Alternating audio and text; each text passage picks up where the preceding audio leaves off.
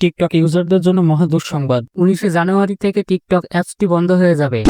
এটা আমার কথা না, যুক্তরাষ্ট্র তাদের অ্যাপসটি বন্ধ করার সিদ্ধান্ত নিয়েছে। 19শে জানুয়ারির আগে আপনি টিকটক অ্যাপটি ডাউনলোড করে রেখে দিতে পারবেন। যাদের অগ্রিম ডাউনলোড করা আছে তারা 19শে জানুয়ারির পরে কিছুদিন ব্যবহার করতে পারবে। 19শে জানুয়ারির পর থেকে টিকটক অ্যাপটি আর আপনার ফোনে কখনোই ডাউনলোড করতে পারবেন না। টিকটক আইডিতে যদি আপনার পার্সোনাল কোনো কিছু থাকে তাহলে আপনি এখনো সেই সবগুলো ডাউনলোড করে নিতে পারবেন।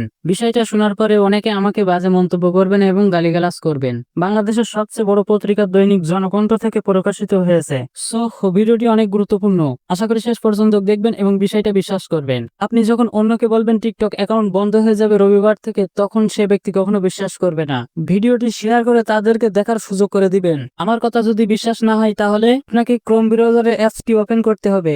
সার্চ অপশনে সার্চ করতে হবে দৈনিক জনকণ্ঠ। একদম উপরে ডেইলি জনকণ্ঠ ওয়েবসাইটে আপনাকে প্রবেশ করতে হবে। সার্চ অপশনে সার্চ করতে হবে টিকটক। উপরে লেখাই আছে রবিবার থেকে বন্ধ হচ্ছে টিকটক। আপনাকে ওই দৈনিক জনকণ্ঠ পত্রিকায় প্রবেশ করতে হবে। যুক্তরাষ্ট্র তাদের অ্যাপসটি বন্ধ করার পরিকল্পনা করেছে। সংশ্লিষ্ট ব্যক্তিরা জানিয়েছে রবিবার থেকে শিওর বন্ধ হচ্ছে টিকটক। আপনাদের ইনফরমেশনগুলো আপনারা ডাউনলোড করে রেখে দিতে পারবেন, নাহলে কিন্তু আপনারা মহা বিপদে পড়ে যাবেন। That's it.